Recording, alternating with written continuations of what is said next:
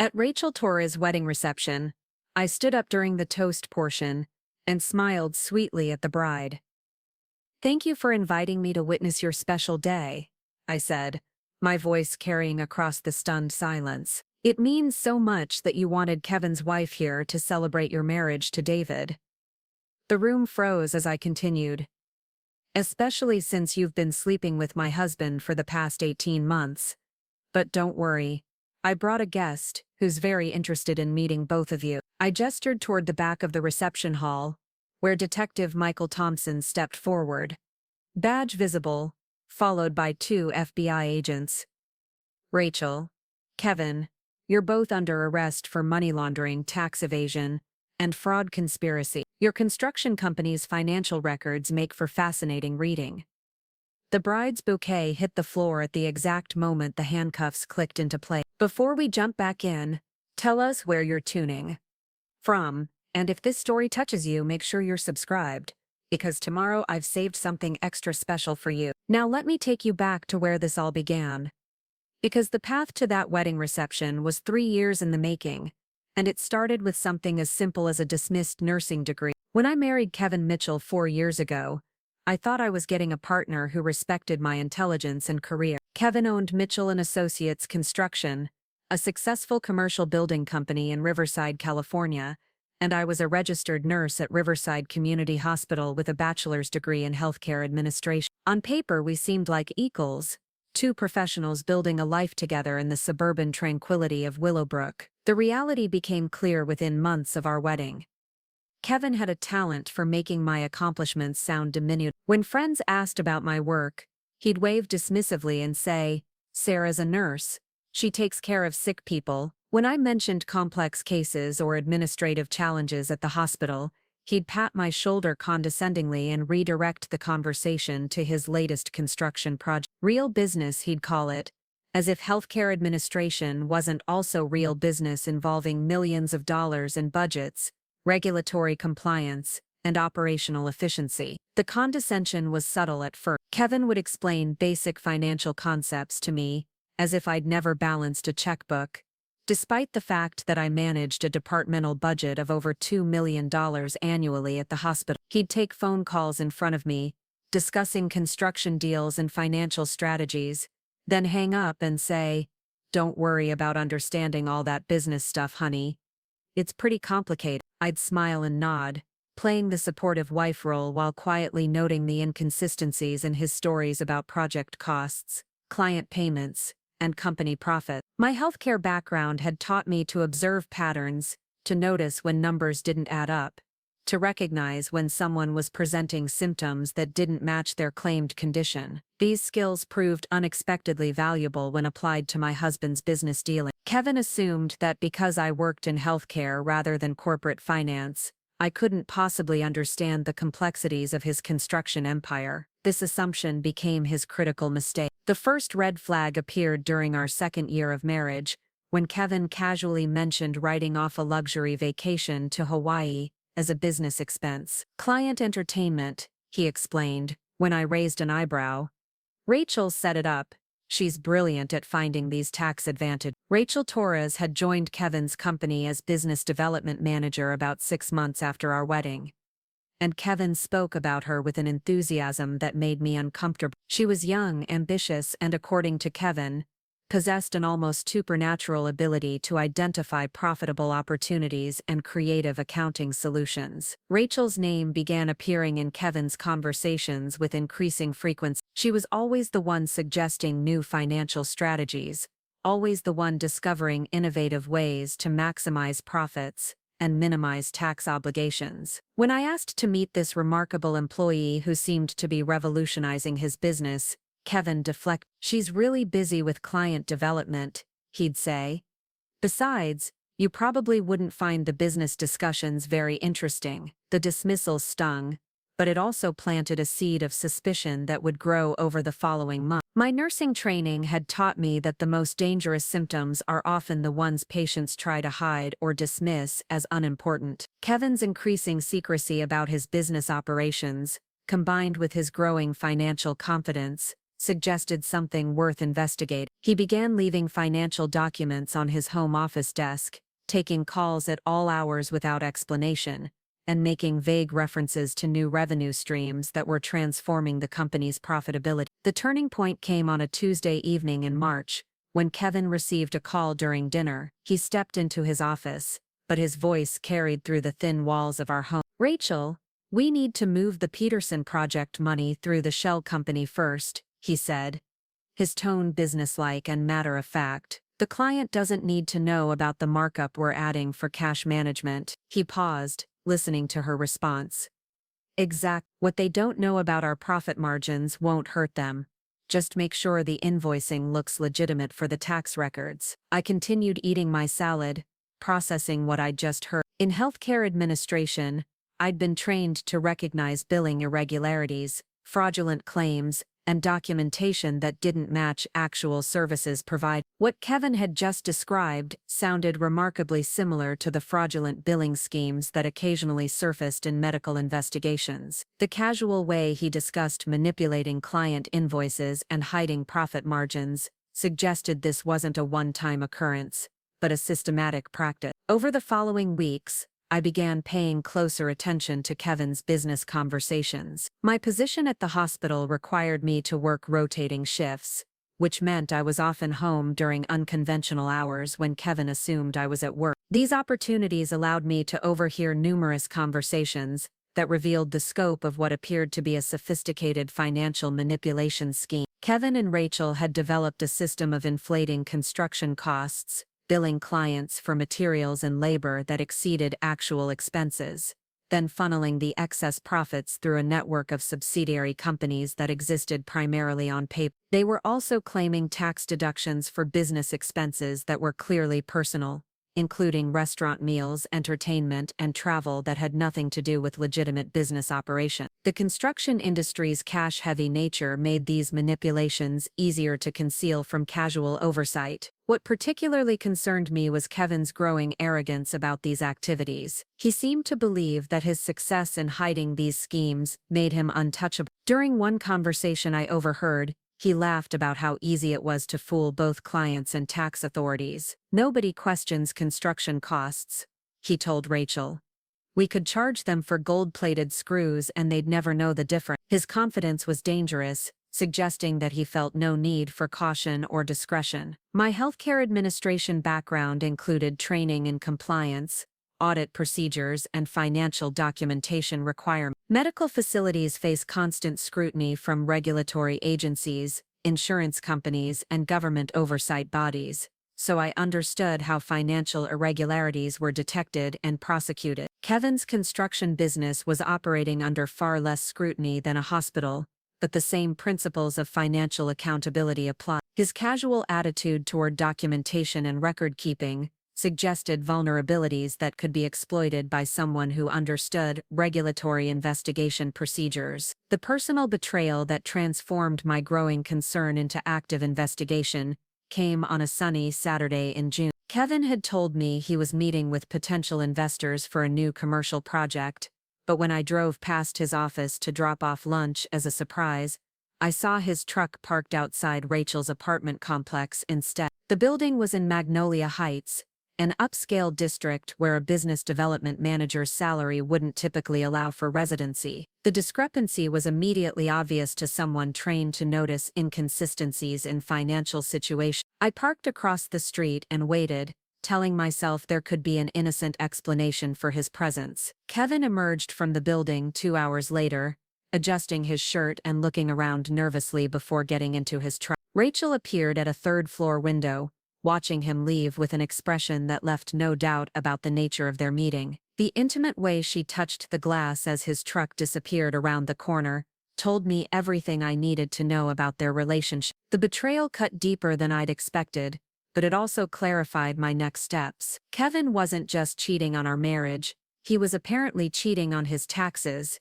his clients, and basic standards of business ethics. The woman he was sleeping with was his partner in both adultery and what appeared to be systematic financial fraud. My nursing background had taught me that when you discover one serious problem, there are usually others hidden beneath the surface. I began documenting everything with the systematic approach that healthcare administration had ingrained in me. Medical records require precise notation, exact timestamps, and careful attention to patterns that might indicate developing problems. I applied these same principles to tracking Kevin's business activities, creating detailed logs of conversations, financial documents, and behavioral patterns that might prove relevant to understanding the full scope of his operation. Kevin continued to dismiss my intelligence and curiosity, which made my investigation easier than it should have been. He left financial documents in plain sight, took sensitive phone calls in my presence, and discussed confidential business matters,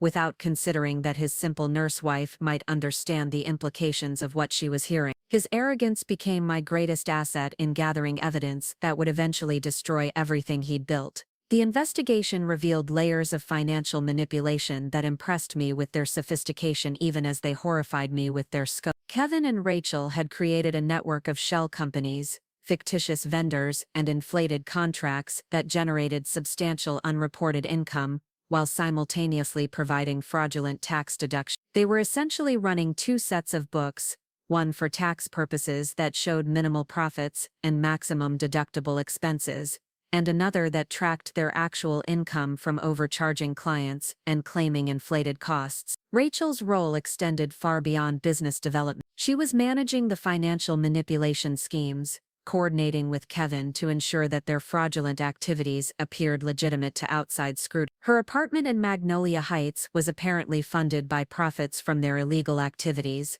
and her relationship with Kevin provided personal as well as professional benefit. They had created a criminal partnership disguised as a business relationship, with their affair serving as both motivation and vulnerability. My documentation efforts required careful planning to avoid detection. I photographed financial documents when Kevin was in the shower, recorded conversations using my phone's voice memo function during seemingly casual discussions, and created encrypted files to store evidence safely. My healthcare training in patient confidentiality and secure record-keeping proved invaluable in maintaining operational security while building a comprehensive case file. The evidence accumulated over months painted a picture of systematic fraud that went far beyond casual tax avoidance or minor billing irregularity. Kevin and Rachel were operating what amounted to a criminal enterprise. Preparing and narrating this story took us a lot of time, so if you are enjoying it, subscribe to our channel. It means a lot to us.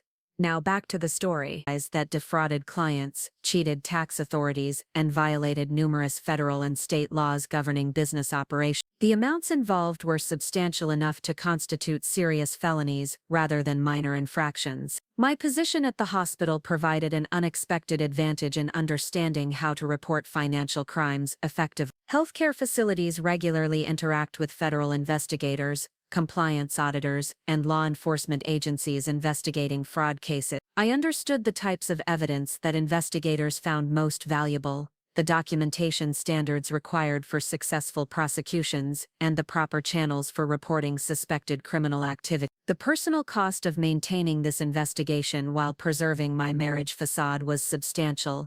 Kevin's continued dismissiveness and condescension became increasingly difficult to tolerate as I learned more about his criminal activities and extramarital relationships. Watching him treat me as intellectually inferior while simultaneously cheating on our marriage and violating federal laws required emotional discipline that tested my limits daily. Rachel's presence in our lives became more prominent as her relationship with Kevin deepened. She began attending company social events, joining Kevin for client dinners, and generally acting as his business partner in ways that made their affair increasingly obvious to anyone paying attention. Kevin seemed oblivious to how transparent their relationship had become, perhaps because he assumed I was too naive to recognize the signs of infidelity. The irony of Rachel's eventual wedding invitation would become the perfect opportunity to expose everything Kevin had tried to hide. Her decision to invite me to witness her marriage to another man while continuing her affair with my husband demonstrated a level of arrogance that matched Kevin's own overconfidence. Neither of them considered that the simple nurse they'd consistently underestimated might be preparing a response that would destroy both their criminal enterprise and their personal relationships simultaneously. Kevin's view of my capabilities became increasingly clear as his confidence in his schemes grew.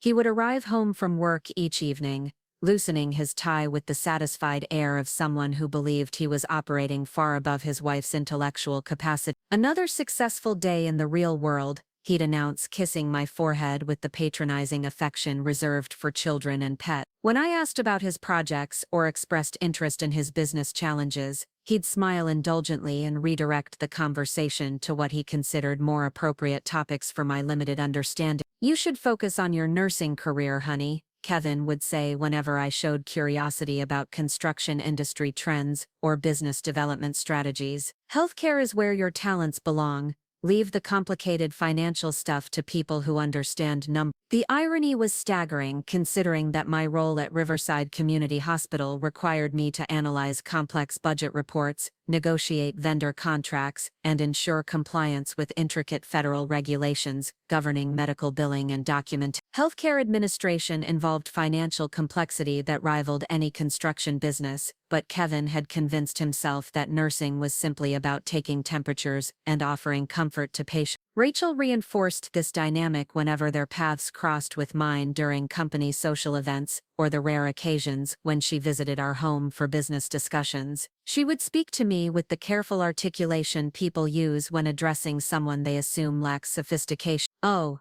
nursing must be so rewarding," she'd say with a bright smile that never reached her eyes. "It's wonderful that you get to help people in such a simple, direct way." Her tone carried the subtle condescension of someone who believed she was engaging in intellectual charity by acknowledging my existence. The most revealing moments came when Kevin would take business calls in my presence, speaking freely because he'd convinced himself that I couldn't possibly understand the significance of what I was hearing. During one particularly brazen conversation with a subcontractor, Kevin negotiated inflated material costs while I folded laundry nearby.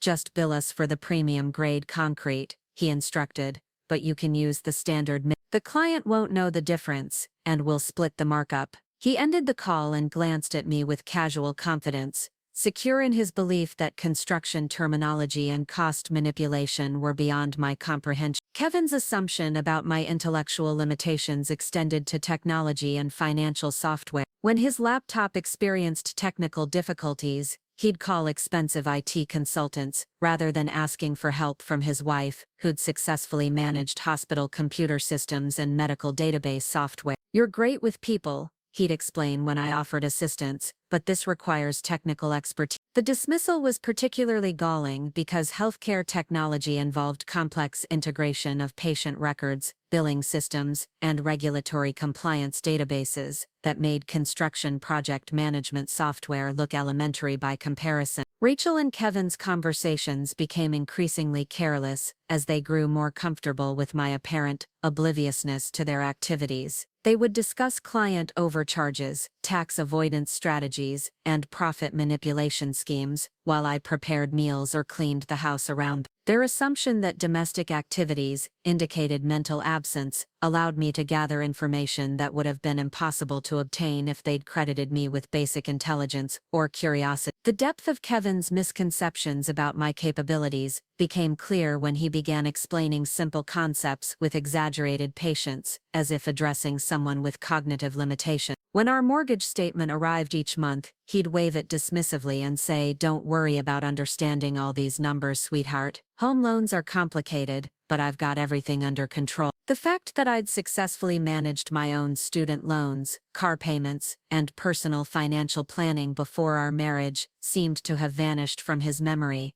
replaced by a convenient narrative about my need for his financial guidance and protection. Kevin's professional associates reinforced his perception of me as an intellectual lightweight during social gatherings. They would discuss business strategies, invest in opportunities, and industry trends, while speaking around me as if I were invisible furniture. When I occasionally contributed observations or asked questions, they'd respond with the patronizing encouragement, typically reserved for children attempting to join adult conversation. "That's an interesting thought, Sarah," they'd say with indulgent smiles before immediately returning to discussions that assumed I couldn't follow complex reasoning. The construction industry's masculine culture provided Kevin with additional validation for his dismissive attitude toward my intelligence. His business world was populated by men who viewed wives as decorative accessories rather than intellectual equals, creating an environment where Kevin's condescension seemed normal and appropriate. During company barbecues and holiday parties, the wives were expected to discuss children, recipes, and home decoration, while the men handled serious topics like business strategy and financial planning. Kevin thrived in this environment, using it to reinforce his belief that I was naturally suited for subordinate domestic concerns rather than meaningful professional contribution. Rachel's role in perpetuating Kevin's misconceptions was particularly insidious because she presented herself as the brilliant woman who could succeed in Kevin's male-dominated business world, while simultaneously treating me as someone who couldn't possibly understand such complexity. She would arrive at our home wearing expensive business attire, carrying designer briefcases filled with financial documents, and speaking authoritatively about market trends and profit optimization. Her success served as proof to Kevin that intelligent women existed, but that I simply wasn't one of them. The medical terminology I used in discussing my hospital work was dismissed as memorized jargon rather than evidence of professional expertise. When I mentioned complex patient cases or administrative challenges, Kevin would nod absently and change the subject, as if nursing vocabulary was comparable to learning basic foreign phrases rather than mastering a sophisticated professional language. His failure to recognize the intellectual rigor required for healthcare administration revealed his fundamental misunderstanding of both my career and my capabilities. Kevin's confidence in his superior intelligence led him to make increasingly risky decisions about concealing his activity. He stored sensitive financial documents in unlocked desk drawers, left his computer unprotected when he stepped away, and discussed confidential business matters on speakerphone while I was present. His certainty that I lacked the knowledge to interpret what I might see or hear created vulnerabilities that a more respectful husband would have avoided through basic operational security.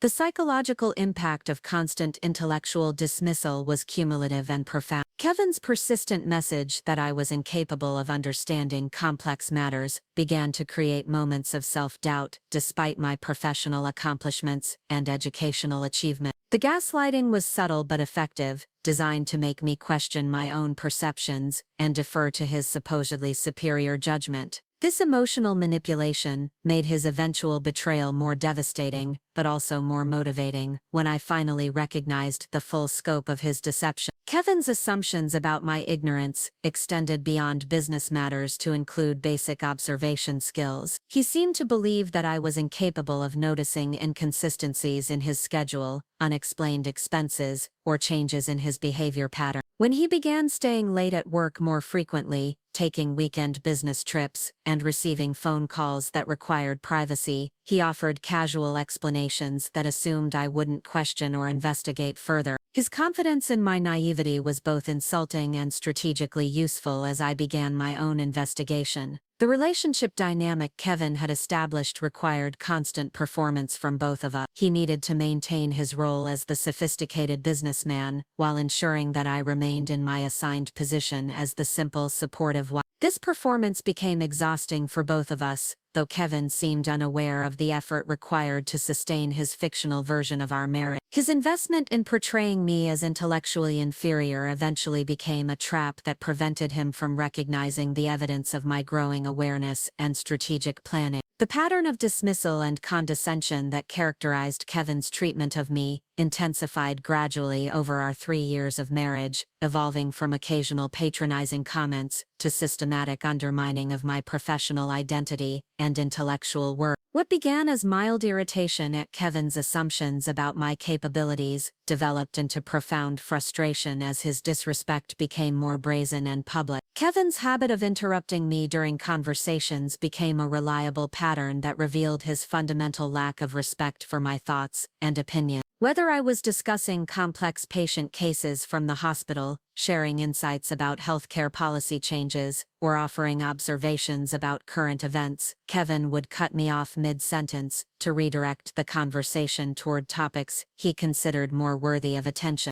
"That's nice, honey," he'd say with dismissive finality, "but let me tell you about this interesting development with the Morrison project." His interruptions weren't accidental or unconscious, they were deliberate demonstrations of his belief that his thoughts deserved priority over mine in any conversation. The social humiliation became more pronounced as Kevin grew comfortable publicly demonstrating his intellectual superiority over his supposedly simple wife. During dinner parties with his business associates, Kevin would share anecdotes about my work that emphasized its routine, predictable nature rather than its complexity or importance. "Sarah has these funny stories about hospital patients," he'd say with an indulgent chuckle, "but you know how it is with nursing. Same problems, same solutions, day after day." His casual dismissal of my professional expertise in front of colleagues and friends was designed to reinforce his narrative about our intellectual hierarchy while entertaining others at my expense. Kevin began making decisions about our shared finances without consultation or explanation, operating under the assumption that I couldn't possibly understand the considerations involved in managing household resources effectively. When I questioned credit card charges or asked about investment decisions, he'd wave away my concerns with explanations that emphasized his superior knowledge of financial matters. "Trust me, I've got this figured out," he'd say with the confidence of someone who believed his business success qualified him to make unilateral decisions about our shared resources. "You focus on your nursing career and let me handle the complicated money stuff." The erosion of my professional identity within our marriage became particularly painful as Kevin began referring to my career in increasingly diminutive terms. What started as casual references to my nursing job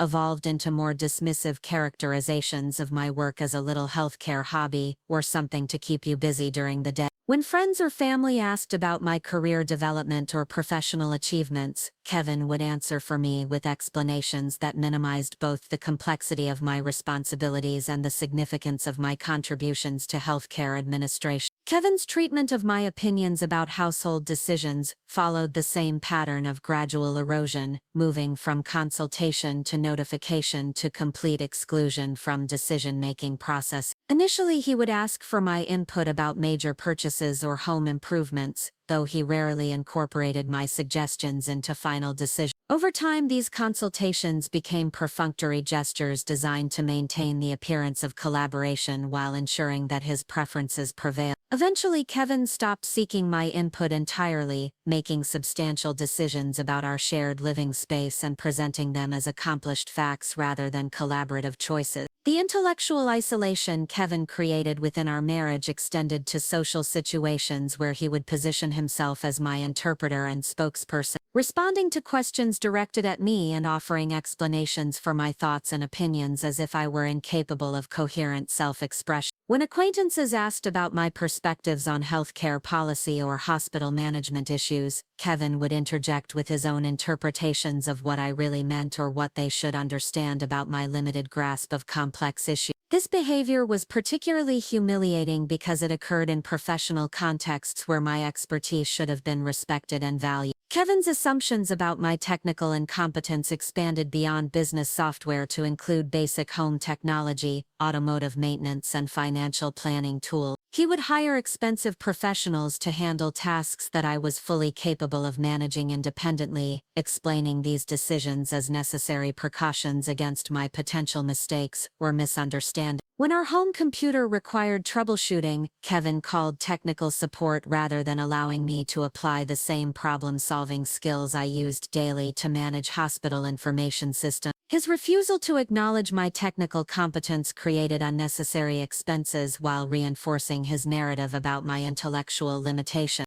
The psychological impact of constant diminishment was cumulative and insidious, creating moments of genuine self-doubt despite my objective professional accomplishments and educational credentials. Kevin's persistent messaging about my intellectual inadequacy began to influence my self-perception in ways that were difficult to recognize or resist. During particularly stressful periods at work, I would catch myself wondering whether my colleagues shared Kevin's assessment of my capabilities, whether my contributions were as valuable as I believed, whether my professional success was somehow illusory or accidental. Kevin's boundary violations became more aggressive as his confidence in my passivity grew stronger. He began reading my personal mail, monitoring my phone conversations, and questioning my interactions with colleagues and friends, as if I were incapable of managing appropriate professional relationships independently. These intrusions were presented as protective gestures motivated by his concern for my welfare, rather than expressions of his need to control and monitor my activities. "I just want to make sure nobody's taking advantage of you," he'd explain when I objected to his surveillance. "You're too trusting and people in business can be manipulative." The financial control Kevin exercised became more restrictive as he convinced himself that I lacked the judgment necessary to make responsible spending decisions. He began requiring explanations for minor purchases, questioning my assessment of household needs, and imposing approval processes for expenses that I'd previously managed independently. When I purchased medical journals or professional development materials, Kevin would examine the receipts with exaggerated concern about unnecessary expenses, as if my investment in career advancement represented frivolous spending rather than professional necessity. Kevin's treatment of my time became increasingly possessive as he decided that my off-duty hours should be devoted primarily to supporting his business activities and social obligations rather than pursuing my own interests or professional development. He would schedule social events, business dinners, and recreational activities without consulting my preferences or availability, then express disappointment or irritation when I mentioned conflicting commitments or alternative preferences. "I thought you'd want to support my career," he'd say when I requested consideration for my own schedule. "This networking event could be really important for the business." The pattern of escalating disrespect created an environment where Kevin felt increasingly comfortable expressing contempt for my intelligence in casual, everyday interaction. Simple questions about his schedule or business activities would be met with exaggerated sighs and explanations delivered in the tone typically reserved for addressing slow children or confused elderly relatives. Kevin's facial expressions during these interactions conveyed his belief that explaining basic concepts to me was a tedious burden that he bore with admirable patience despite my obvious intellectual limitations. Kevin's assumptions about my social naivety led him to discuss sensitive business matters and personal relationships with decreasing discretion, confident that I lacked the sophistication necessary to understand the implications of what I was hearing. His phone conversations about client manipulation, tax avoidance strategies, and relationship issues were conducted with casual openness that reflected his certainty that I couldn't comprehend the significance of his discussion. This overconfidence would prove to be his most critical strategic error, though he remained oblivious to the danger his condescension was creating. Kevin's systematic underestimation of my intelligence created an unexpected strategic advantage that transformed his greatest source of confidence into his most vulnerable weakness. His certainty that I lacked the sophistication to understand complex business operations led him to conduct sensitive activities with decreasing caution, effectively providing me with unprecedented access to information that he would have guarded carefully from anyone he respected as intellectually capable. The first major breakthrough in my understanding of Kevin's operations came when he began taking important business calls on speakerphone while I was present, operating under the assumption that construction industry terminology and financial concepts were beyond my comprehension. During one particularly revealing conversation with a client about cost overruns, Kevin negotiated additional charges for materials that I suspected had never been upgraded. "Don't worry about the premium pricing," he assured the client. "Our quality standards justify the investment, and the final result will exceed your expectation." After ending the call, Kevin turned to me with casual satisfaction and said, "That's how you handle clients who don't understand construction. They pay for peace of mind." My healthcare administration background had provided extensive training in cost analysis, vendor negotiations, and quality assurance protocols that were directly applicable to understanding Kevin's business practices. Medical facilities require precise tracking of materials, equipment, and services to ensure both quality patient care and regulatory compliance. The same analytical skills I use to evaluate hospital supply contracts and identify billing irregularities proved remarkably effective for recognizing discrepancies in construction project management and client billing practices. Kevin's home office became an inadvertent treasure trove of information, as his confidence in my ignorance led him to abandon basic security measures that he would have maintained around anyone he considered intellectually threatening. Financial documents were left on his desk in plain sight, computer passwords were entered without concern for shoulder surfing, and sensitive business files were stored in unlocked drawers that he assumed I would never think to examine. His casual treatment of confidential information reflected his absolute certainty that I lacked the curiosity and knowledge necessary to interpret what I might discover. The construction industry's reliance on subcontractors and material suppliers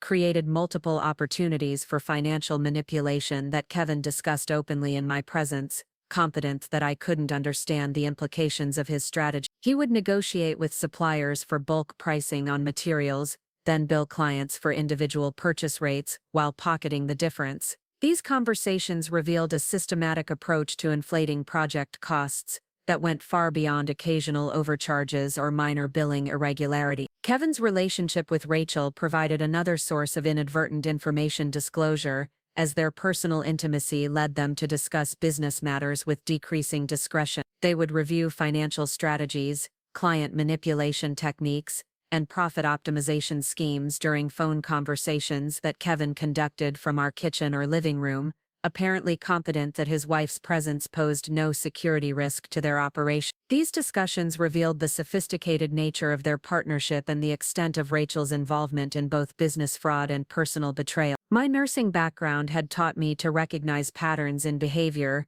symptoms, and documentation that might indicate underlying problems requiring investigation. Healthcare professionals are trained to notice inconsistencies between patient statements and medical evidence, to identify signs of potential abuse or neglect, and to document observations systematically for potential legal or regulatory review. These same skills proved invaluable for recognizing the behavioral patterns and documentation inconsistencies that suggested Kevin's business activities warranted closer examination. The hospital's compliance training had familiarized me with federal regulations governing financial documentation, audit procedures, and reporting requirements that were surprisingly similar to the standards that should have governed Kevin's construction business. Medical facilities face constant scrutiny from regulatory agencies, insurance companies, and government oversight bodies, so I understood how investigators approached financial irregularities and what types of evidence were most valuable for establishing patterns of fraudulent activity. Kevin's assumption that I was technologically naive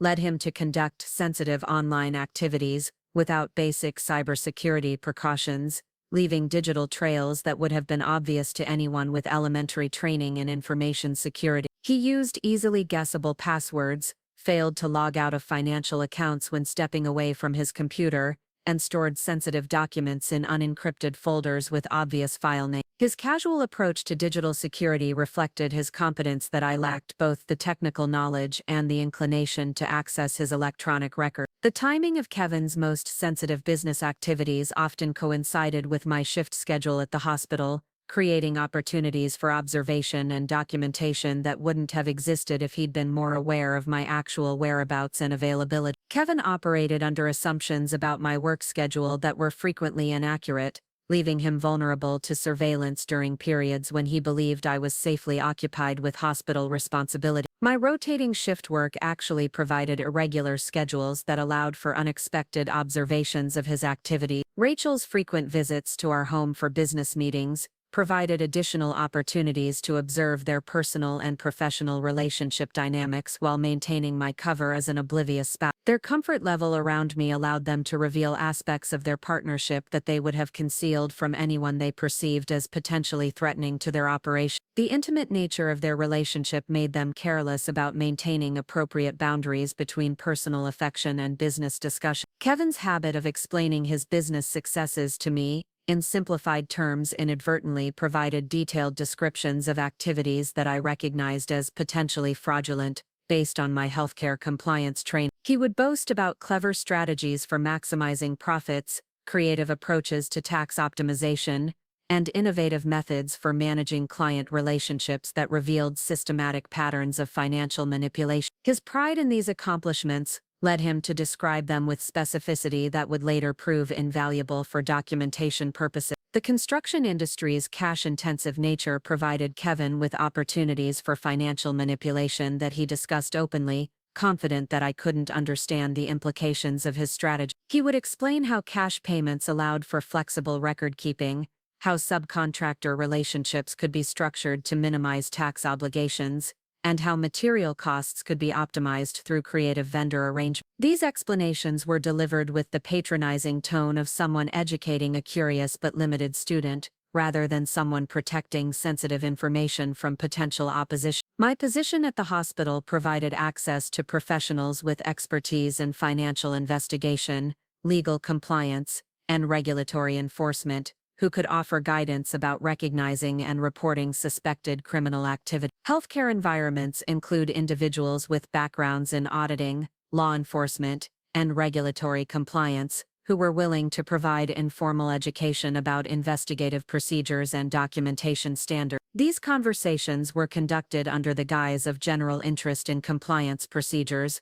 rather than specific concerns about particular activity. Kevin's social circle included individuals involved in similar business practices, who felt comfortable discussing their strategies in my presence, apparently sharing Kevin's assessment of my intellectual limitations and discretionary judgment. These conversations revealed that Kevin's activities were part of a broader pattern of industry practices that might warrant systematic investigation, rather than isolated enforcement action. The scope of potentially fraudulent activities extended beyond Kevin's individual business to include networks of collaborating contractors and suppliers. My systematic documentation of Kevin's activities began with the methodical approach that healthcare administration had ingrained in me through years of managing patient records, regulatory compliance, and quality assurance protocol. Medical documentation requires precision, consistency, and attention to detail that could withstand scrutiny from insurance companies, regulatory agencies, and legal proceedings. I applied these same standards to recording Kevin's business activities, creating a comprehensive archive that would meet professional investigation standards. The initial challenge was establishing a secure system for collecting and storing evidence without alerting Kevin to my activities or creating digital trails that he might accidentally discover. My experience with hospital information security protocols provided valuable guidance for maintaining operational security while building a substantial case file. I created encrypted email accounts using hospital computers during break periods, established cloud storage repositories accessible only through secure connections, and developed coding systems for organizing documents that would be meaningless to casual observers, but systematic enough for professional analysis. Kevin's habit of leaving financial documents in his home office provided the foundation for my evidence collection effort. Construction contracts, client invoices,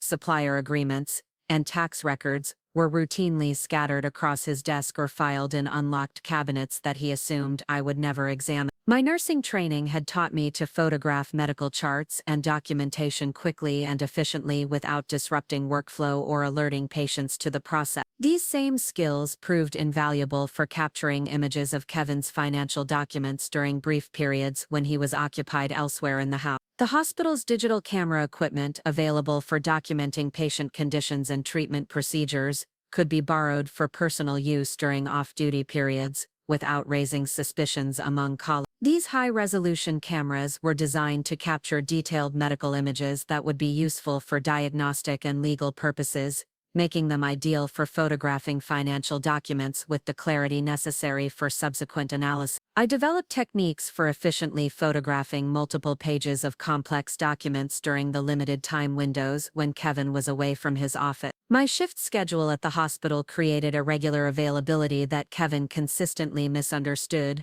providing opportunities for extended evidence collection activities during periods when he believed I was safely occupied with work responsibility. Kevin's assumptions about my work schedule were based on outdated information and casual attention to my actual commitments, leaving him vulnerable to surveillance during times when he felt most secure about privacy. These scheduling discrepancies allowed for thorough examination of his records without the time pressure that would have accompanied shorter investigation windows. Rachel's presence in our home during business meetings provided valuable opportunities to document their personal and professional interactions through discrete audio recordings using my smartphone's voice memo function. Healthcare professionals routinely use mobile devices to record patient information, medication reminders, and procedural notes during clinical activities, so I was familiar with recording techniques that captured clear audio without obvious device positioning or conspicuous behavior. These recordings revealed intimate details about their relationship and business partnership that would have been impossible to document through written observation alone. The construction industry's reliance on electronic communication created substantial digital evidence trails that Kevin accessed carelessly in my presence,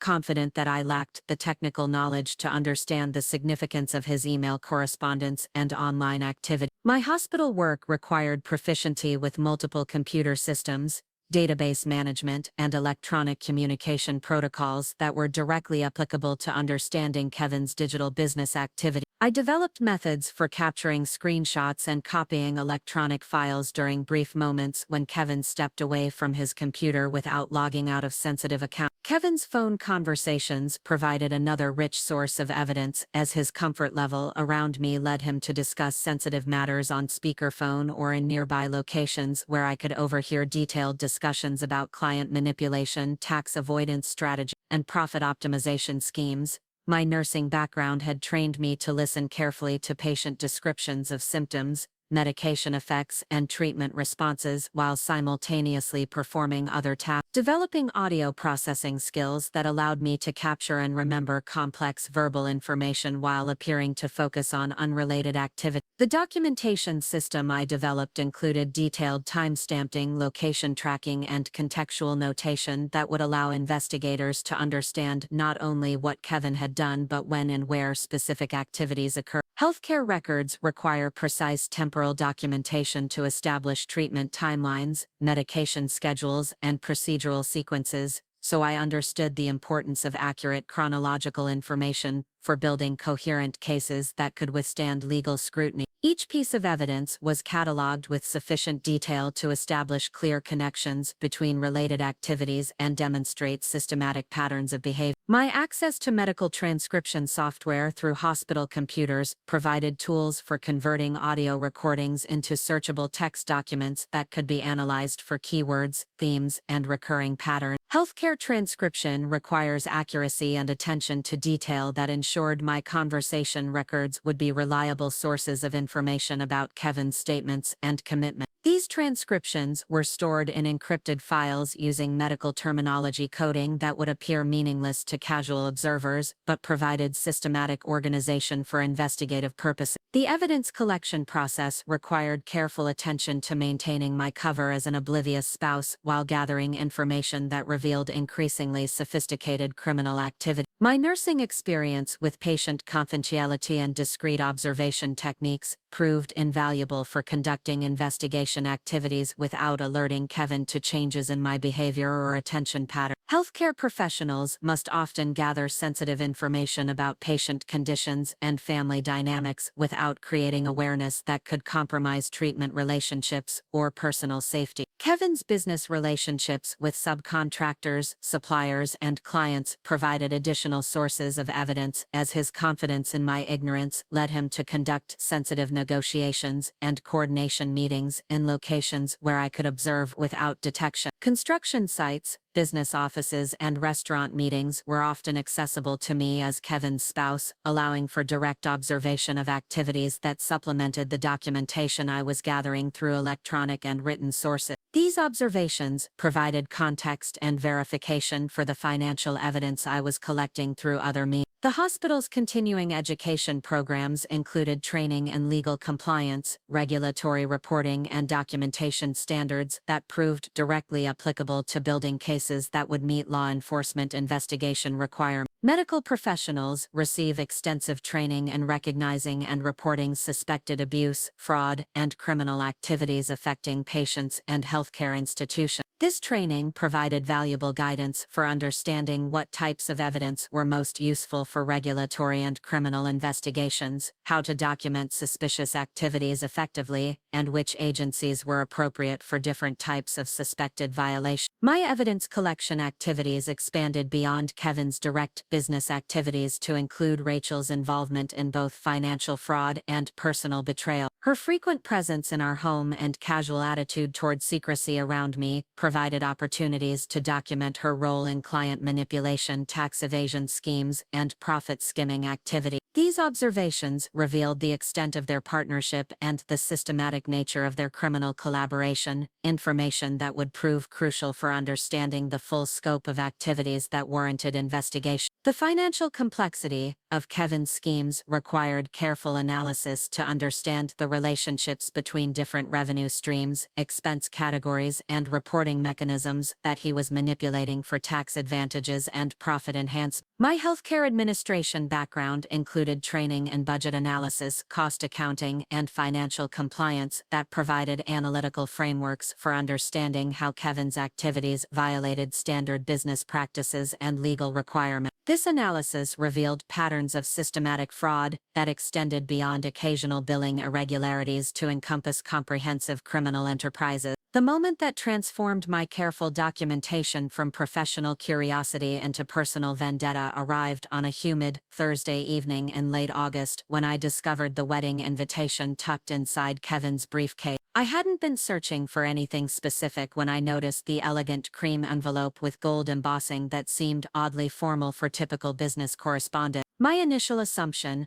was that Kevin had been invited to a client's wedding or family celebration, but the return address made my blood run cold. Rachel Torres and David Kim request the pleasure of your company at their wedding celebration. The invitation was addressed to Mr. and Ms. Kevin Mitchell, complete with our home address written in calligraphy that must have cost a fortune. Rachel had deliberately included me in her wedding invitation, while simultaneously conducting an affair with my husband behind her fiancé's back. The audacity was breathtaking, but it was the handwritten note tucked inside the formal invitation that truly revealed the depth of her contempt for both our marriages and basic human decency. Kevin, I can't wait for you to see me in my wedding dress before anyone else does. Meet me at the hotel afterward for our usual celebration. Sarah will never suspect anything at a wedding where she doesn't know anyone. This will be perfect cover for us. Love always. The casual way she referenced using her own wedding as an opportunity to betray both her new husband and mine revealed a level of calculated cruelty that exceeded even my worst assumptions about her character. The wedding invitation was dated for October 15th, just 6 weeks away at the prestigious Bella Vista Country Club, where Rachel had apparently spared no expense for her performance as a devoted bride. The irony of her choosing one of Riverside's most exclusive venues while planning to cheat on her wedding day was almost too surreal to process. She was inviting me to witness her vows of fidelity to David Kim, while secretly arranging to violate those same vows with my husband before the reception ended. My hands trembled as I photographed both the invitation and Rachel's note, but the trembling wasn't from fear or uncertainty. It was from pure rage that Rachel had not only stolen my husband but was now flaunting her theft by inviting me to participate unknowingly in her elaborate deception. She wanted me present to witness her public commitment to another man, while she privately planned to continue her affair with Kevin immediately afterward. The psychological manipulation was sophisticated and cruel in ways that revealed her true nature far more clearly than months of surveillance had managed to accomplish. Kevin's reaction when I casually mentioned the wedding invitation confirmed everything I'd suspected about their relationship and his capacity for deception. "Oh, that," he said with practiced nonchalance when I handed him the envelope during dinner.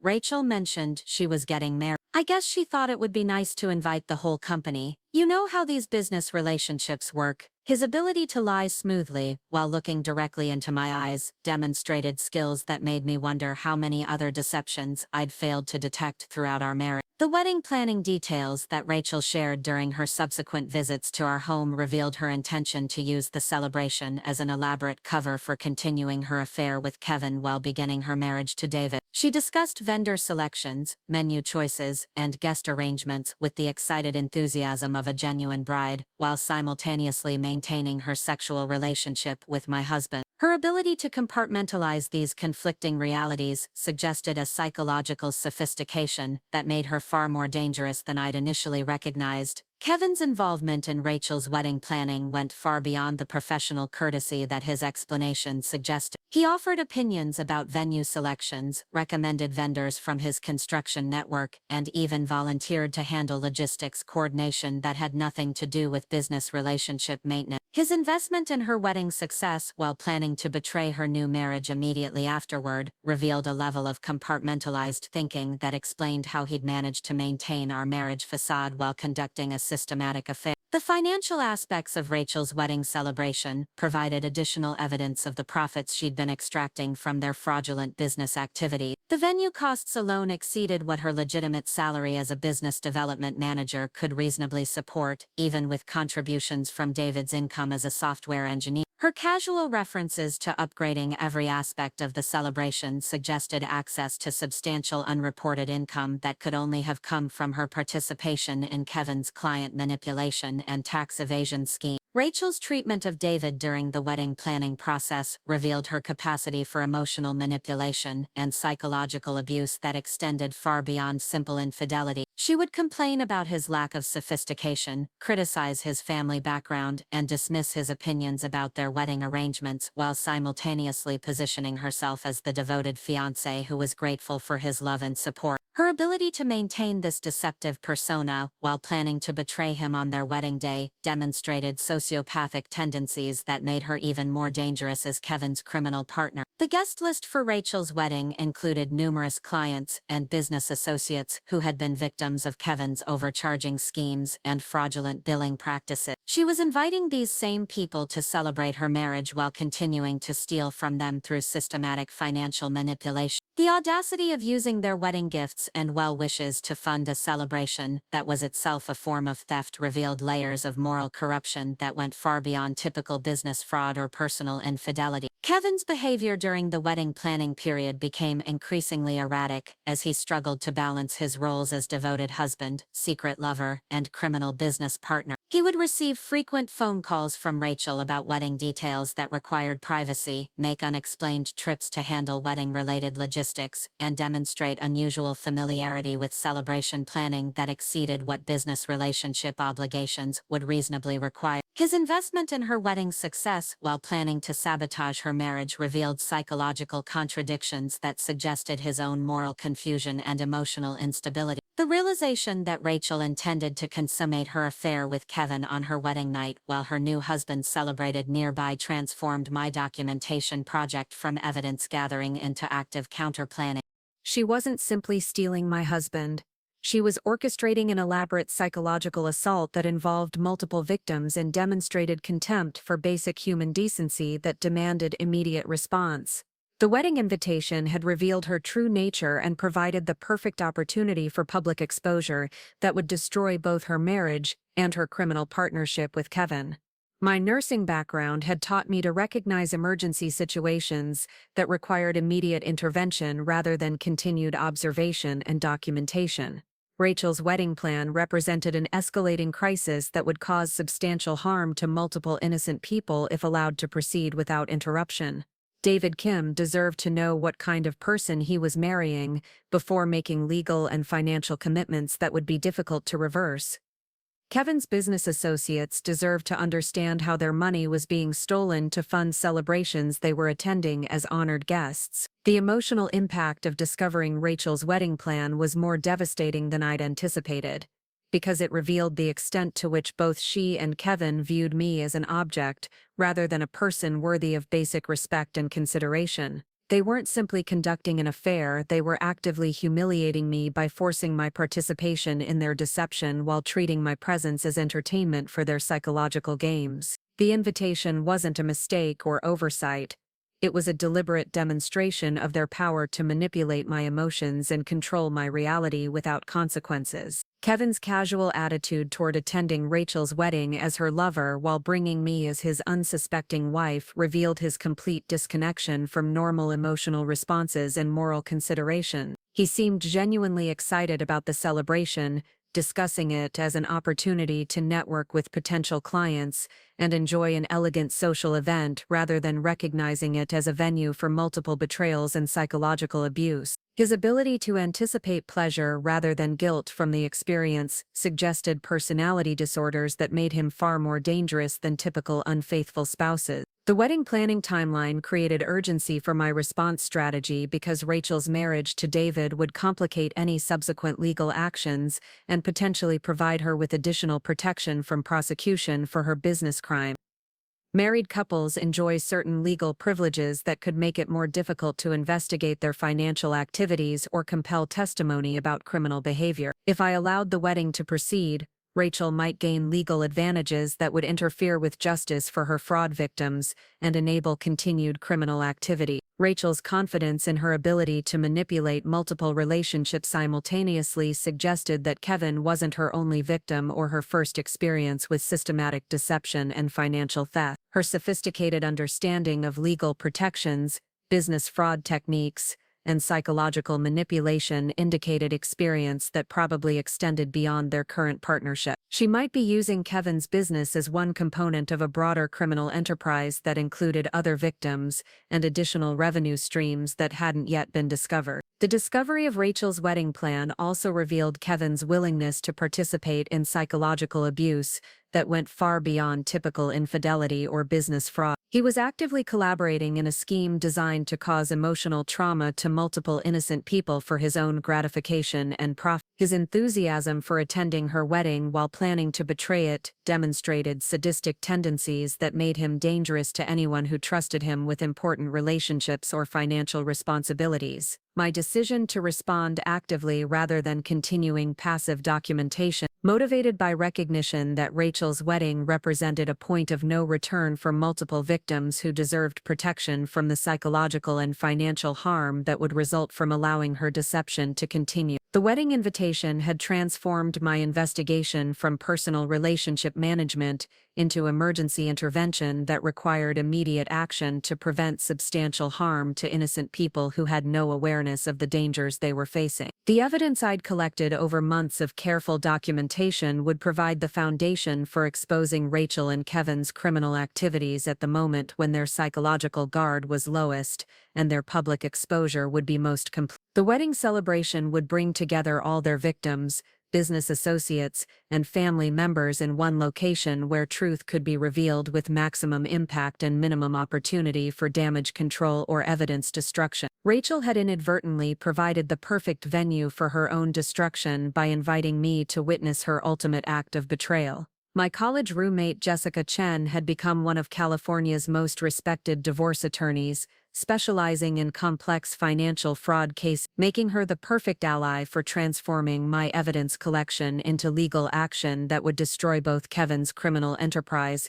and his marriage simultaneously. Jessica and I had maintained casual contact through social media and holiday cards, but I hadn't seen her in person since her law school graduation party 8 years earlier. Her LinkedIn profile revealed an impressive career trajectory that included successful prosecutions of high-profile white-collar criminals and substantial settlements in divorce cases involving hidden assets and business fraud. Reconnecting with Jessica required careful strategy to avoid alerting Kevin to my intentions while establishing the professional relationship necessary for effective legal action. I contacted her under the pretense of seeking career advice about transitioning from healthcare administration into healthcare law, a plausible explanation that would justify our meetings without creating suspicion about my actual motivation. Jessica responded enthusiastically to my outreach, suggesting lunch at a downtown restaurant where we could discuss my professional interests without risking encounter with Kevin's business associates or construction industry contacts. Our initial meeting revealed that Jessica had developed sophisticated expertise in exactly the types of financial crimes that Kevin and Rachel were committing through their construction business fraud scheme. Her recent cases included prosecuting contractors who overcharged clients,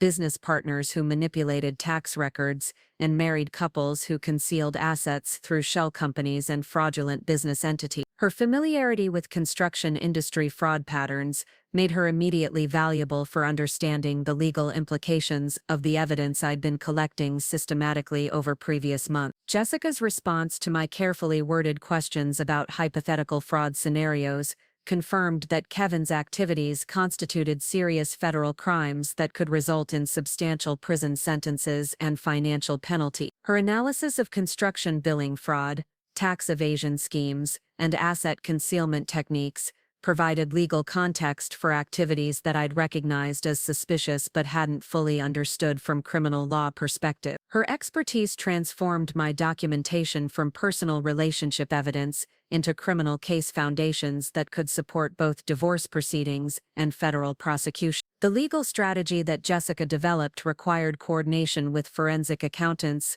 federal investigators, and private detectives who specialized in complex white-collar crime cases involving multiple defendants and intricate financial manipulation schemes. Her professional network included specialists who could analyze business records, trace hidden assets, conduct surveillance operations, and prepare evidence presentations that would meet courtroom standards for both civil and criminal proceedings. These resources provided capabilities far beyond what I could accomplish through individual investigation efforts. Amanda Rodriguez, the forensic accountant that Jessica recommended, had extensive experience analyzing construction industry financial records and identifying patterns of systematic fraud that casual review might miss. Her background included work with federal agencies investigating organized crime, tax evasion conspiracies, and money laundering operations that used legitimate businesses as cover for criminal activity. Her ability to reconstruct financial trails from incomplete records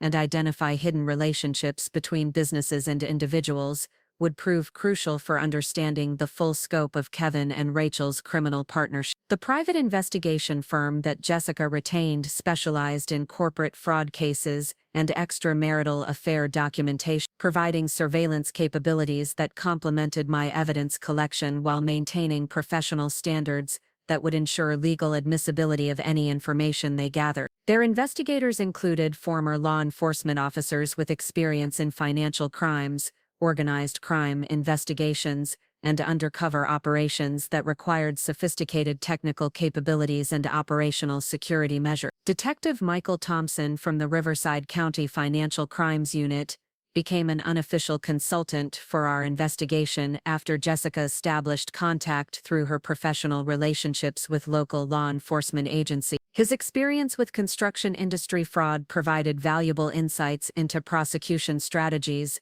evidence requirements, and coordination procedures for cases that involved both state and federal jurisdiction issues. His guidance helped ensure that our investigation would support successful criminal prosecution rather than simply providing grounds for civil litigation. The timeline for Rachel's wedding created unique opportunities for evidence gathering and public exposure that professional investigators recommended exploiting for maximum legal and psychological impact. Wedding celebrations provide controlled environments where suspects feel secure and relaxed, making them more likely to make incriminating statements or engage in behavior that reveals criminal activity. The presence of business associates, family members, and potential fraud victims at the celebration would ensure maximum witness availability for any dramatic revelations that might occur during the event. Jessica's legal strategy included provisions for protecting my personal safety and financial security during the investigation and prosecution phases of our operation. Kevin's involvement in criminal activities and his relationship with Rachel suggested potential for violent or retaliatory behavior when their activities were exposed publicly. Legal restraining orders,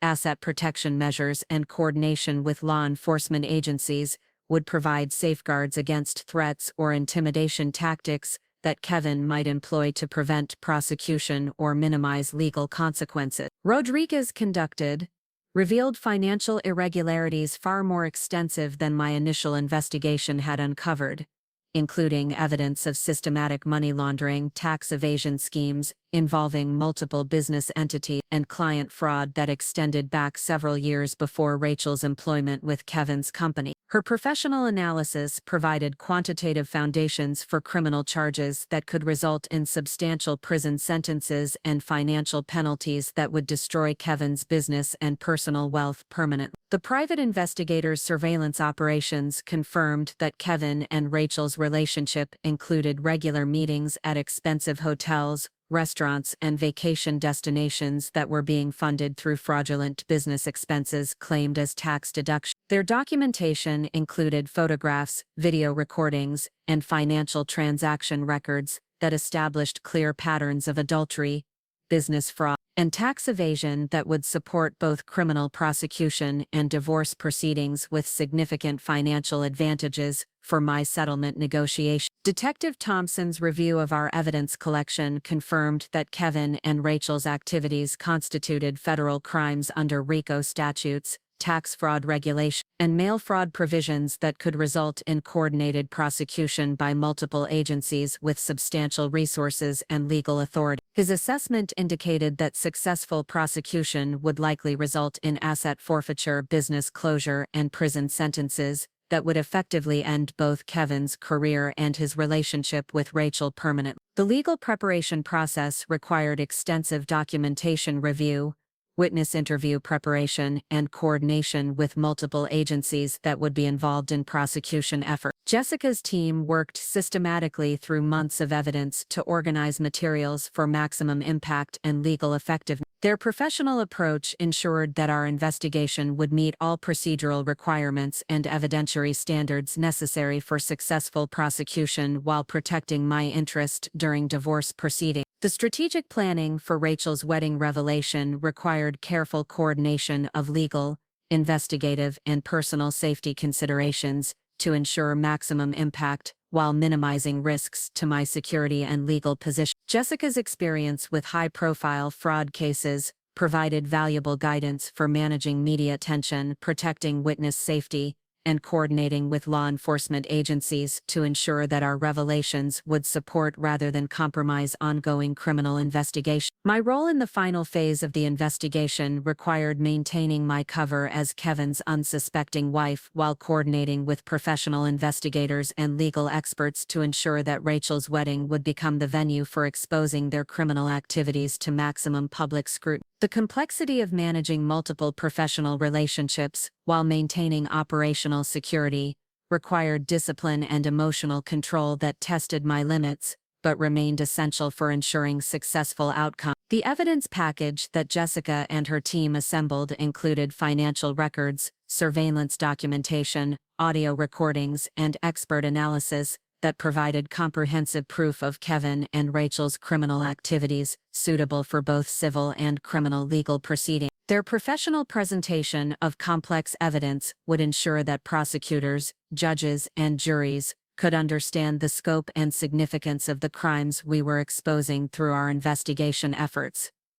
The forensic accounting analysis conducted by Dr. Amanda Rodriguez revealed that Kevin and Rachel had been operating a sophisticated money laundering scheme that used their construction business as a front for cleaning profits from multiple illegal activities, including tax evasion, client fraud, and what appeared to be connections to organized crime figures in the regional construction industry. The scope of their criminal enterprise extended far beyond the billing irregularities and tax avoidance schemes I'd initially discovered, encompassing systematic financial crimes that could result in decades of federal prison time and complete asset forfeiture. Rodriguez's investigation uncovered a network of shell companies that Kevin and Rachel had established using falsified business registration documents, fictitious corporate officers, and addresses that corresponded to vacant properties or mail forwarding services. These entities existed solely to manipulate financial records,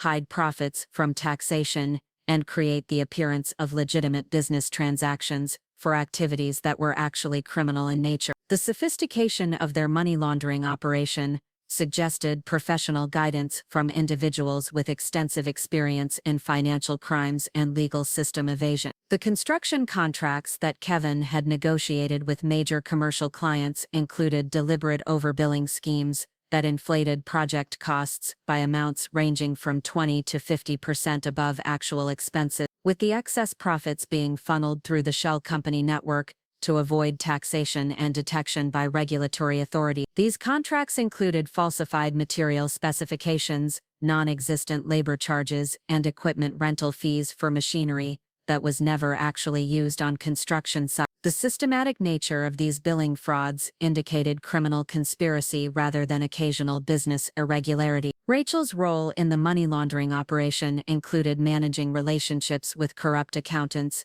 attorneys, and financial advisors who provided professional services designed to conceal criminal activities from law enforcement and regulatory oversight. Her network of criminal associates included individuals who specialized in creating fraudulent business documentation, establishing offshore financial accounts, and structuring illegal transactions to avoid detection by federal agencies that monitor suspicious financial activity. The most damaging evidence that Dr. Rodriguez discovered was Kevin's involvement in a construction industry bid rigging conspiracy that involved multiple contractors, municipal officials, and organized crime figures who controlled major commercial development projects throughout Riverside County. Kevin and Rachel were paying bribes to city planning commissioners, building inspectors, and project managers in exchange for favorable contract awards and relaxed oversight of their fraudulent billing practices. This corruption network extended far beyond their individual business to encompass systematic criminal control of regional construction industry. Kevin's financial records revealed cash payments to municipal officials that were disguised as consulting fees, charitable donations, and business entertainment expenses on tax documents submitted to federal authorities. These bribes were being funded through the client overbilling schemes that Rachel managed, creating a criminal conspiracy that involved public corruption, tax evasion, and systematic fraud against both private clients and government entities. The evidence of official corruption would ensure federal prosecution under multiple statutes, with enhanced penalties for organized criminal activities. The shell company network that Kevin and Rachel had established included entities registered in Nevada, Delaware, and Wyoming that were being used to hide assets, manipulate tax obligations, and create false business relationships that concealed the true ownership and control of profits from their criminal activity. These companies existed only on paper but were generating substantial apparent income that was being used to justify lifestyle expenses and investment activities that exceeded what their legitimate business operations could support.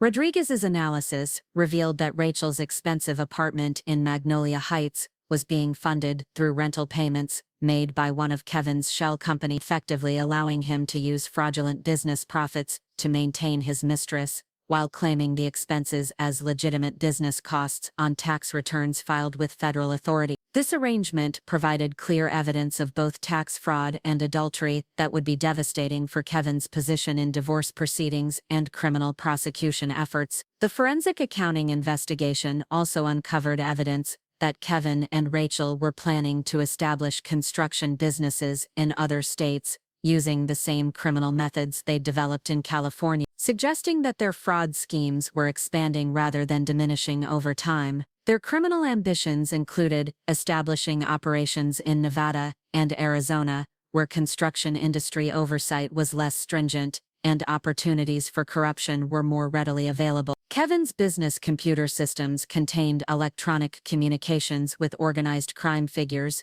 who were coordinating bid rigging activities, municipal corruption schemes, and money laundering operations throughout the regional construction industry. These communications provided evidence of criminal conspiracy that extended far beyond Kevin's individual business to encompass systematic, organized crime control of legitimate business operations. The electronic evidence would be admissible in federal court and could support RICO prosecution with substantial mandatory minimum prison sentences. The timing of Rachel's wedding coincided with a major expansion of their criminal activities that included plans to launder substantial profits through wedding-related expenses, honeymoon travel, and home purchase activities that would have provided additional cover for their money laundering operation. Her marriage to David Kim was intended to provide legal protections against prosecution and asset forfeiture, while giving her access to David's legitimate income and professional reputation as additional cover for criminal activities. Rodriguez's expert analysis provided quantitative foundations for criminal charges that could result in asset forfeiture exceeding $10 million.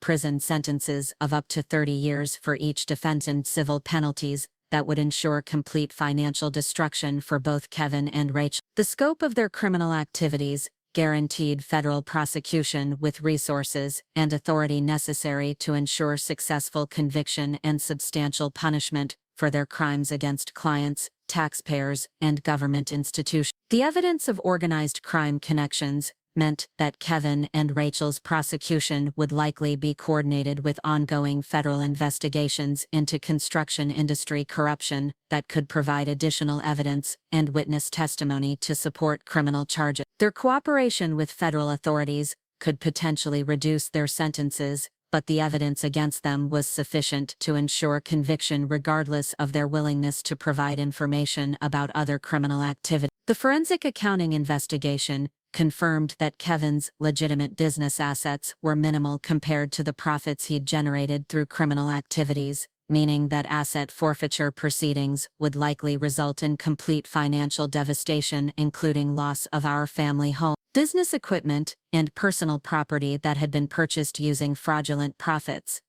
My divorce settlement would need to be structured carefully to protect my interests while ensuring that I wouldn't be liable for Kevin's criminal penalties or civil judgment. Rachel's involvement in the money laundering operation made her equally liable for criminal prosecution and asset forfeiture, meaning that her wedding to David Kim would likely be followed immediately by federal arrest and prosecution that would destroy both her marriage and her freedom permanently. Her confidence in using the wedding as cover for continued criminal activities revealed dangerous overconfidence that would contribute to the completeness of her eventual destruction. The hidden weapon that Dr. Rodriguez had uncovered was Kevin's electronic communication system with organized crime figures, municipal officials, and corrupt business associates that provided comprehensive evidence of criminal conspiracy involving dozens of individuals and multiple federal crimes. This evidence would ensure prosecution success while providing authorities with information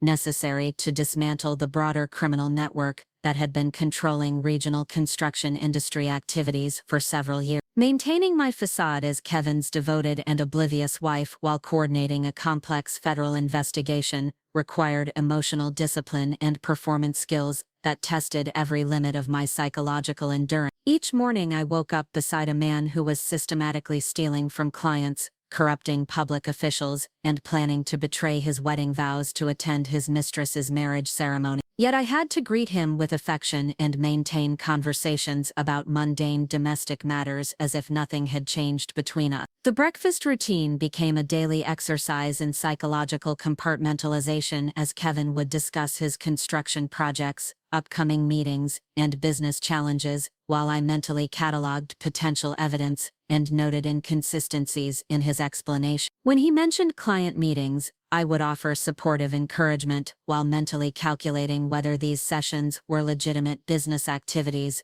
or additional opportunities for fraudulent billing and criminal conspiracy. My nursing training in patient care had prepared me for maintaining professional composure during medical emergencies, but those situations lasted hours rather than months of sustained performance. Kevin's casual affection and nestic intimacy became increasingly difficult to tolerate as my understanding of his criminal activities and personal betrayals deepened through ongoing investigation. He would kiss my forehead before leaving for work each morning, unaware that I was memorizing his cologne scent for potential identification purposes during surveillance operation. His gentle touches and loving words created cognitive dissonance that required constant emotional management to prevent my growing revulsion from becoming apparent in my responses to his physical presence. The evening conversations about Kevin's work activities required careful navigation between showing appropriate spousal interest and avoiding questions that might reveal my sophisticated understanding of construction industry practices and financial management. When he described project complications or client negotiations,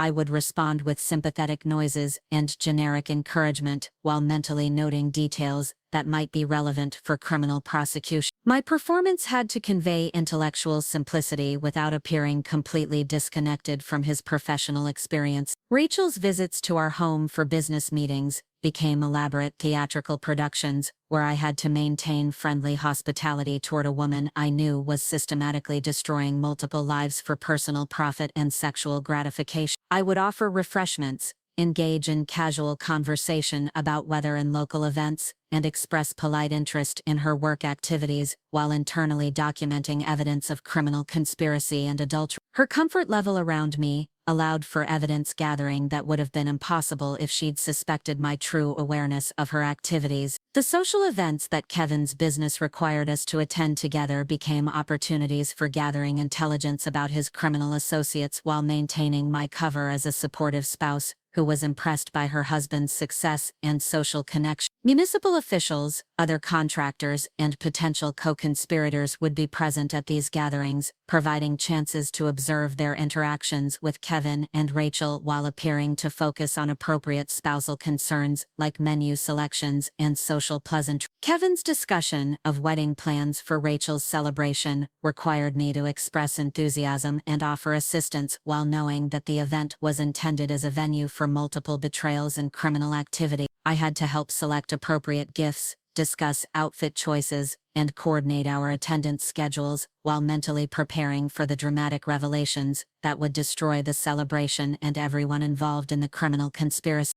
The emotional complexity of planning Kevin's exposure at his mistress's wedding required psychological strength that surprised me with its intensity.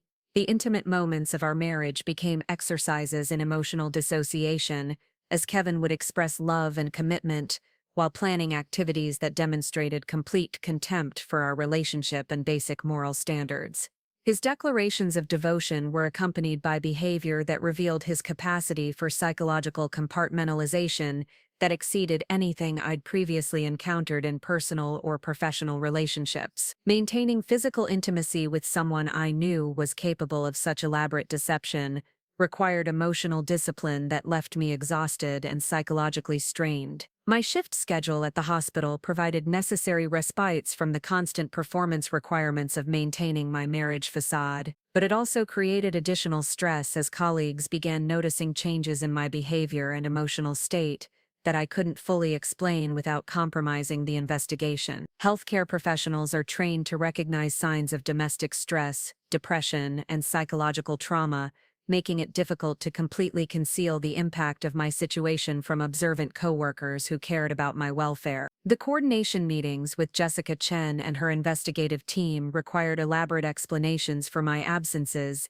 that wouldn't arouse Kevin's suspicions about my activities or social connections. I developed cover stories about continuing education courses, professional development seminars, and healthcare industry meetings that would justify my time away from home, while providing plausible explanations for any knowledge or skills I might accidentally reveal through casual conversation. Kevin's increasing excitement about Rachel's wedding required me to share his enthusiasm, while knowing that the celebration would be the venue for destroying his freedom, reputation, and future prospects permanently. His genuine happiness about attending the event revealed his complete disconnection from normal emotional responses and moral consideration. I had to participate in his anticipation while mentally preparing for revelations that would traumatize everyone present and end multiple relationships simultaneously. The evidence collection activities that continued during this period required constant vigilance to avoid detection while maintaining the systematic documentation necessary for successful prosecution. Kevin's comfort level around me had created opportunities for gathering incriminating evidence,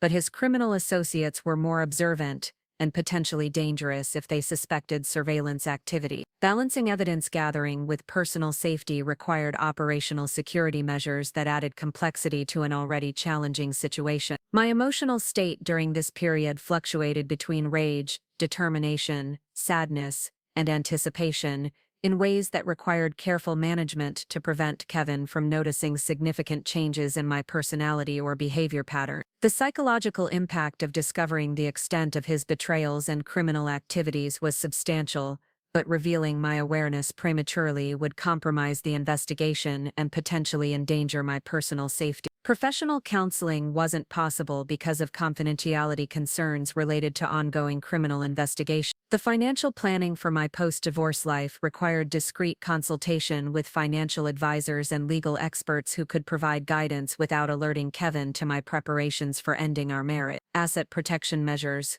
credit security precautions, and career planning activities had to be conducted carefully to avoid creating evidence of my awareness that Kevin might discover accidentally. The complexity of preparing for independent life while maintaining marriage performance required organizational skills that challenged my limits. Kevin's casual cruelty toward other people became more apparent as my attention focused on his character and moral compass, rather than maintaining romantic idealization of our relationship. His dismissive comments about clients, employees, and service workers revealed contempt for anyone he perceived as intellectually or socially inferior. His treatment of restaurant staff, maintenance workers, and hospital personnel when visiting me at work demonstrated character traits that I'd previously overlooked, but now recognized as consistent with his capacity for criminal behavior and systematic exploitation. The approaching date of Rachel's wedding created mounting psychological pressure as the timeline for maintaining my performance grew shorter and the stakes for successful execution of our plan increased substantially. The coordination requirements for exposing their criminal activities during the wedding celebration demanded perfect timing and flawless execution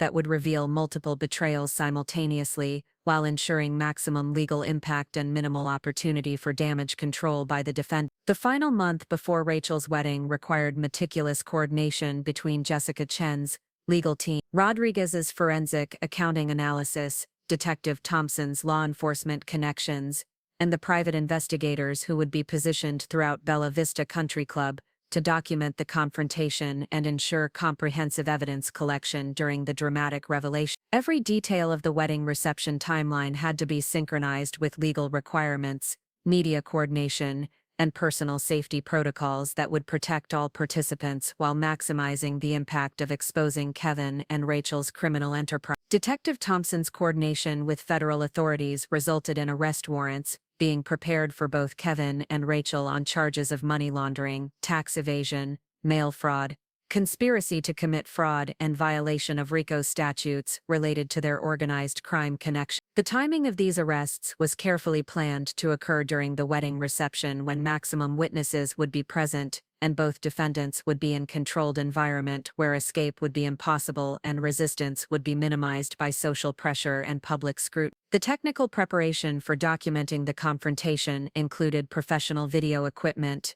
audio recording systems, and photographic documentation that would capture both the immediate reactions of all participants and the broader context of the wedding celebration. Private investigators would be positioned as apparent wedding guests, service staff, and facility personnel to ensure comprehensive coverage of events while maintaining operational security until the dramatic moment of revelation arrived. Jessica's legal strategy required careful coordination with federal prosecutors to ensure that my revelations would support rather than compromise ongoing criminal investigation. The evidence presentation had to be structured to provide maximum psychological impact while meeting legal requirements for admissibility and subsequent court proceeding. The dramatic revelation would serve both personal and legal purposes, providing emotional satisfaction while advancing criminal prosecution efforts. The venue selection at Bella Vista Country Club provided strategic advantages for controlling the environment during the confrontation while ensuring that all participants would be present in a confined space where escape would be difficult and witness availability would be maximized. The club's layout included multiple cameras, security personnel, and communication systems that could be utilized by law enforcement during arrest operations while protecting innocent guests from potential violence or chaos. My preparation for the dramatic revelation required extensive rehearsal of statements, timing, coordination,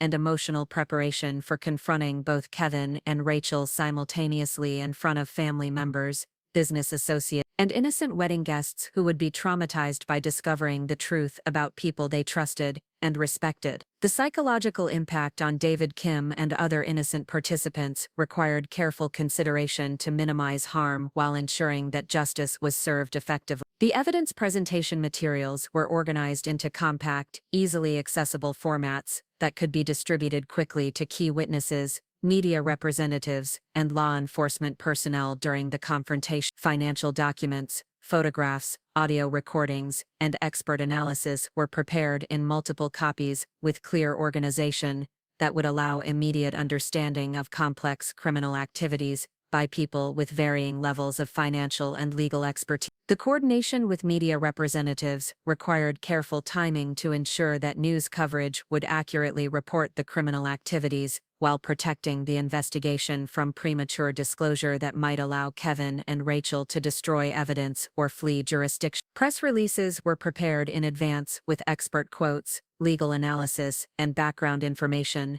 that would provide comprehensive coverage of the story while supporting ongoing prosecution efforts. The personal safety preparations included bodyguard services, emergency communication procedures, and escape routes that would protect me from potential retaliation attempts by Kevin, Rachel, or their criminal associates who might view my revelations as threatening to their own legal security. Law enforcement coordination included protective measures that would continue beyond the wedding confrontation through trial proceedings and potential sentencing. The wedding gift that I selected for Rachel included a carefully chosen book about federal prison experiences for white-collar criminals, accompanied by a note expressing my hopes that she would find the information useful in her immediate future. The symbolic significance of the gift would become clear during the confrontation while providing additional psychological impact that reinforced the seriousness of the criminal charges she would be facing. Kevin's preparation for attending the wedding included purchasing expensive formal attire,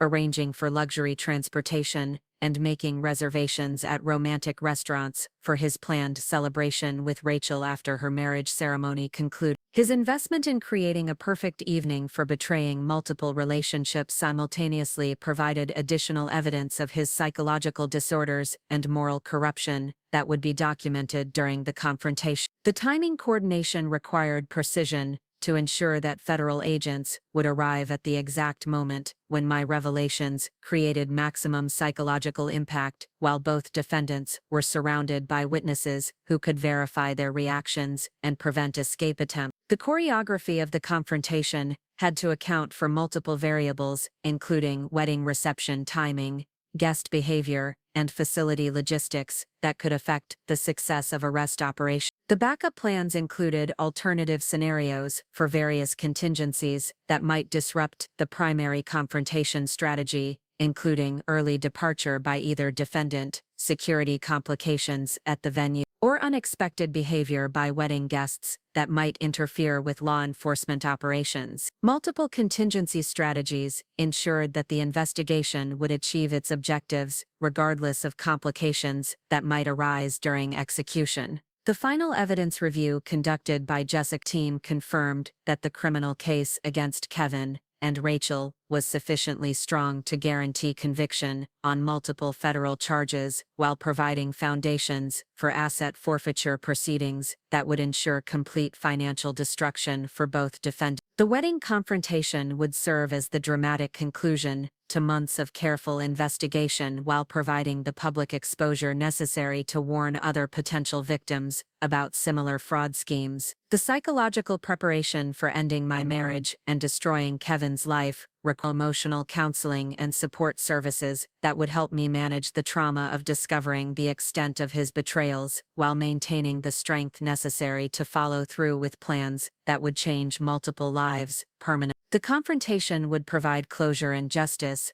but it would also end the life I'd built with someone I'd once loved and trusted completely. The venue staff coordination included arrangements with Bella Vista Country Club management to ensure that the wedding reception could continue safely after the arrests while protecting innocent guests from unnecessary trauma or legal complications. The facility's security personnel were briefed on the planned law enforcement operations while maintaining confidentiality necessary to prevent Kevin and Rachel from receiving advance warning about their impending arrest. The final countdown to Rachel's wedding involved daily coordination meetings with all participants in the operation to ensure that timing, logistics, and safety protocols were properly understood and executed. Every aspect of the confrontation had been planned and rehearsed to ensure maximum impact and minimum risk, while providing the dramatic conclusion that months of careful investigation and emotional sacrifice had earned through persistent dedication to truth and justice. The moment I had been preparing for over months of careful investigation arrived as Rachel stood radiant in her designer wedding gown, surrounded by 300 guests who had gathered to celebrate what they believed was the happiest day of her life. The reception at Bella Vista Country Club was everything she had envisioned,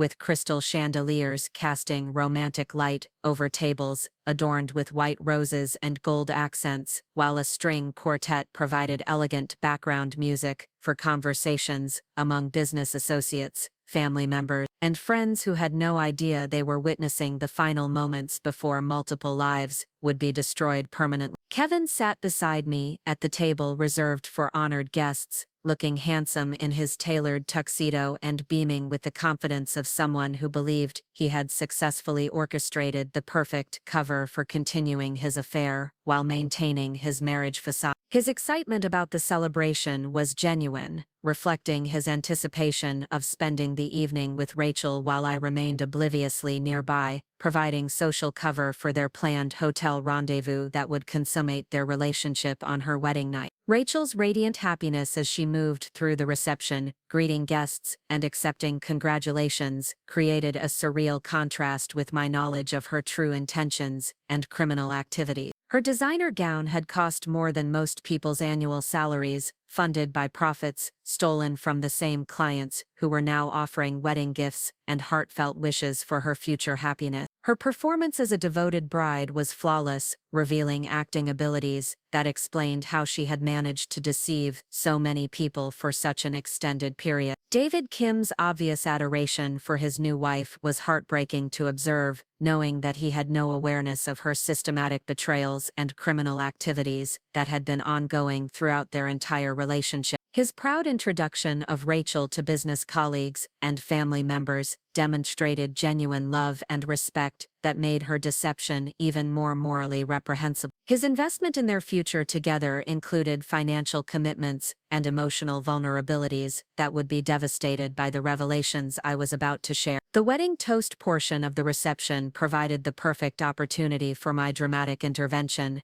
as traditional etiquette required guests to remain seated and attentive while speakers addressed the assembled crowd. Rachel's father had just concluded an emotional tribute to his daughter's character and bright future when I stood slowly, my champagne glass raised in apparent celebration while my other hand reached for the manila envelope that contained the evidence that would destroy multiple lives within the next few minutes. "I'd like to offer my own toast to the happy couple," I announced, my voice carrying clearly through the suddenly attentive reception hall, as conversations ceased and all attention focused on Kevin's wife, who was rarely heard speaking at social events. Rachel's initial smile of polite acknowledgement began to fade as she noticed something unusual in my expression and posture that suggested this wouldn't be the conventional congratulatory message that wedding etiquette typically required from honored guests. "Rachel, you look absolutely stunning in that beautiful gown," I continued, maintaining eye contact with the bride while opening the envelope and removing the first set of photographs that documented her affair with my husband. "It's particularly impressive when you consider that it was purchased with money stolen from the clients who are here tonight celebrating your marriage." The silence that followed was deafening as guests processed the unexpected content of my toast while Rachel's complexion drained of color beneath her professionally applied makeup. "Kevin,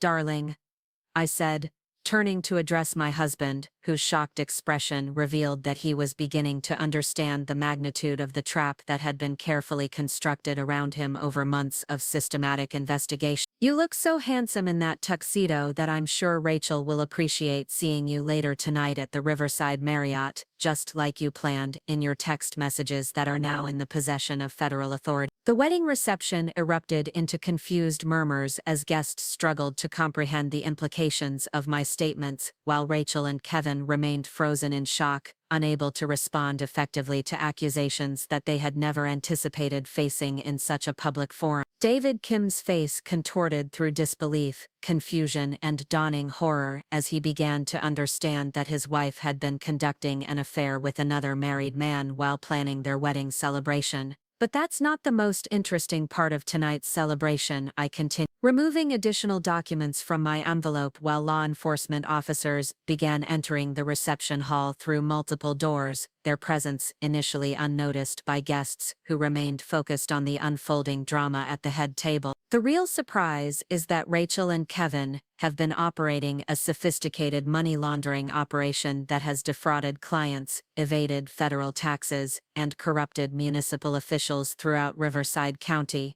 The forensic accounting analysis that Dr. Rodriguez had prepared revealed the scope of their criminal enterprise in terms that wedding guests could understand despite the complex financial manipulations involved. The Peterson construction project that Kevin completed last month included $300,000 in fabricated charges for materials that were never delivered and labor that was never performed. The Morrison commercial building renovation included $250,000 in fraudulent consulting fees paid to shell companies that exist only on paper. Rachel's attempt to speak was cut short by her recognition that federal agents were now positioned throughout the reception hall, their presence becoming obvious to guests who were beginning to understand that this wasn't simply a personal confrontation between spouses, but a coordinated law enforcement operation targeting criminal activity. Her legal training from business school had taught her to remain silent during police investigations, but her panic was evident in her trembling hands and rapid breathing that suggested approaching psychological collapse. Kevin's business associates began examining their own relationships with his company as the implications of my revelations became clear, realizing that their own projects and financial arrangements might be scrutinized during federal investigation of systematic fraud and corruption. Several contractors and municipal officials quietly excused themselves from their tables and headed toward the exits, only to discover that law enforcement personnel were stationed at all departure points to prevent anyone from leaving until witness statements could be collected. Detective Thompson from the Riverside County Financial Crimes Unit has been investigating Kevin and Rachel's activities for the past 4 months, I announced, gesturing toward the lead investigator who stepped forward to address the assembled guests. Federal agents from the IRS Criminal Investigation Division are here tonight with arrest warrants charging both defendants with money laundering, tax evasion, mail fraud, and conspiracy to commit federal crimes under RICO statute. The arrest procedures began as agents approached Kevin and Rachel's table while reading Miranda warnings that seemed surreal against the backdrop of wedding decorations and celebration music that continued playing despite the chaos unfolding around the reception hall. Rachel's wedding gown created practical difficulties for handcuffing procedures, but federal agents had experience with unusual arrest situations and managed the process professionally, while minimizing additional trauma for innocent guests. David Kim's emotional breakdown was devastating to witness as he realized that his marriage had been invalid from the moment the ceremony concluded. Built on lies and deceptions that extended far beyond simple infidelity to encompass criminal activities that could result in decades of federal prison time for his new wife. His family members attempted to provide comfort while struggling to understand how someone they had welcomed into their family could have deceived them so completely about her character and intention. The media representatives who had been alerted to the story began arriving at the country club as news of the arrests spread through local law enforcement networks and federal agency communication. The dramatic setting of arrests at a wedding reception provided compelling visual elements that would ensure extensive coverage of the criminal charges, while educating the public about construction industry fraud schemes that affected numerous communities throughout the region. Kevin's final words before being taken into custody were directed at me with venom that revealed his true character, more clearly than months of investigation had managed to accomplish.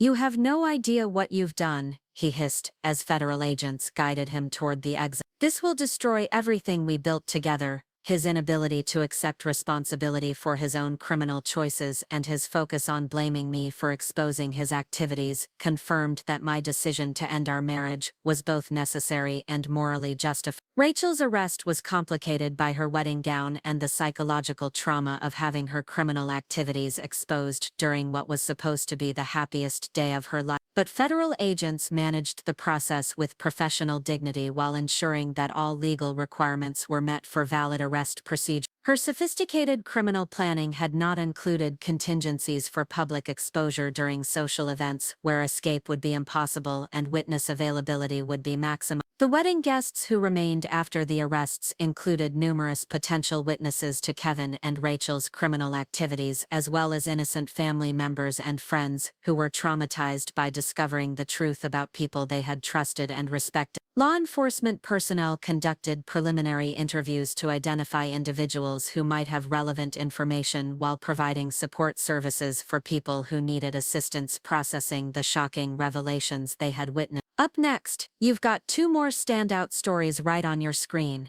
If this one hit the mark, you won't want to pass these up, just click and check them out.